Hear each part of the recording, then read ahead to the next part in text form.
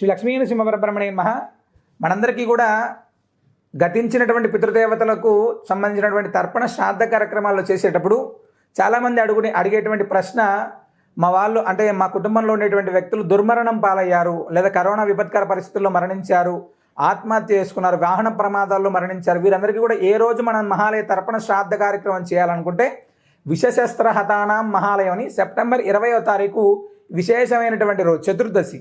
ఈనాడు వారికి మహాలయ తర్పణ శ్రాద్ధ కార్యక్రమం, మహానారాయణ రుద్రహోమం, అదేవిధంగా గోపూజ కావచ్చు, గరుకు స్తంభం పూజ కావచ్చు, ఇవన్నీ చేయడం అనేటువంటిది అత్యంత విశేషం.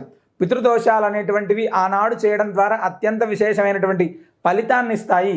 కరోనా విపత్కర పరిస్థితులు కావచ్చు, ఆరోగ్యం ఇబ్బంది పడి హార్ట్ అటాక్ కావచ్చు, క్యాన్సర్ కావచ్చు, వివిధ రకాలైనటువంటి శారీరక రుగ్మతలతో కావచ్చు మరణించినటువంటి వారందరి ప్రీతి కోసం ఆనాడు మహాలయ తర్పణ శ్రాద్ధ కార్యక్రమం అనేటువంటిది నిర్వహించడం జరుగుతుంది.